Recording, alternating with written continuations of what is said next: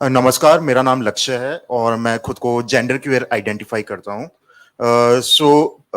मेरा प्रश्न कुछ इस तरीके से है कि जब हमारा उद्घाटन का सत्र हुआ था कल, उस समय पे हमने सांख्यिकी विभाग के बारे में कुछ बात करी थी, स्टैटिस्टिक्स के बारे में। और उसी से रिलेटेड मैं अपना आगे प्रश्न रखना चाहूंगा कि एक्चुअली क्या है जो हमारा अगर पॉपुलेशन सर्वेज वगैरह देखा जाए तो सबसे पहले अगर बात करी जाए डेवलप्ड कंट्रीज की, तो मोस्ट ऑफ द स्कोपिक रिव्यूज जो हैं वो बताते हैं कि लगभग 10 से 11% किसी भी पॉपुलेशन में LGBTQIA प्लस आइडेंटिटीज होती हैं।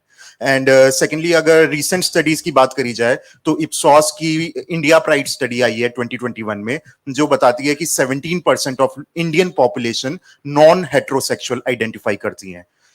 इसके बाद अगली स्टडीज अगर हम किन्स्की स्कूल की स्टडीज देखें, किन्स्की सेक्सुअल स्कूल्स की स्टडीज, तो उसमें बताया गया है कि इवन अगर हम एक्सपेरिमेंटल सेक्स के केसेस को इंक्लूड कर दें तो लगभग 25 से 37% तक लोग LGBTQIA प्लस आइडेंटिटीज में बैठते हैं।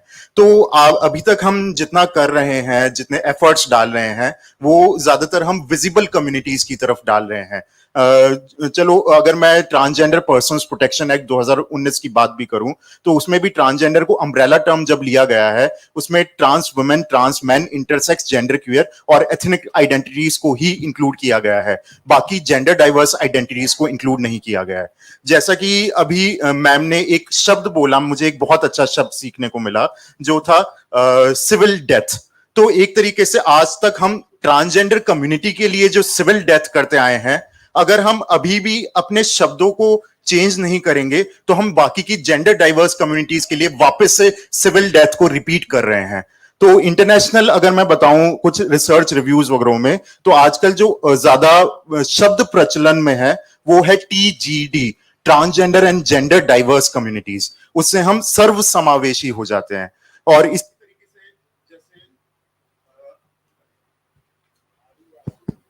इसी तरीके से जैसे अभी बात चल रही थी विमेन एंड ट्रांसजेंडर सेल या विमेन एंड ट्रांसजेंडर डिपार्टमेंट, तो उसी को अगर जैसे मैं Tata institute of social sciences से पढ़ा हुआ हूं और वहां पर हमने जब हमारे पास UGC से एक लेटर आया कि हम विमेन डेवलपमेंट सेल बनाए, तो हमने अपने प्रोफेसर्स के साथ मिलकर उनको रिक्वेस्ट करके women and gender development cell बना दिया।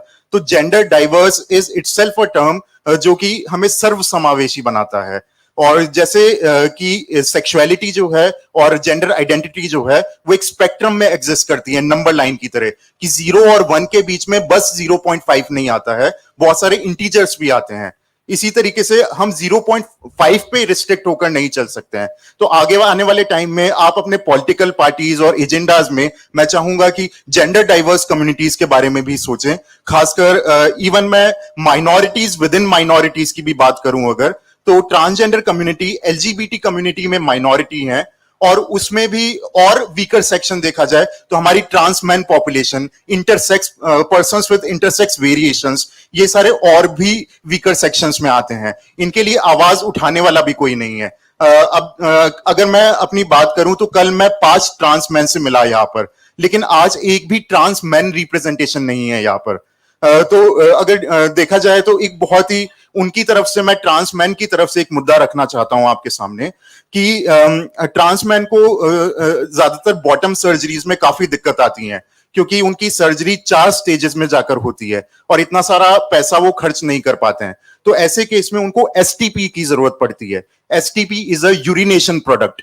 तो उससे क्या होता है कि जब भी STP मंगाते हैं हमारे ट्रांसमैन भाई, तो वो इंडिया में इमिग्रेशन डिपार्टमेंट में अटक जाता है सेक्स टॉय मानकर, जबकि वो उनके यूरिनेशन के काम आता है। और इस तरीके से हम खुद का जब क्लिनिक चलाते हैं, हमारे पास काफी सारे ऐसे केसेस आते हैं ट्रांसमैन के जिनको यूरिनरी ट्रैक्ट इंफेक्शन हो चुका होता है, just because they are not getting a urinating product because it is not manufactured in India, और इमिग्रेशन डिपार्टमेंट में अटक जाता है वो।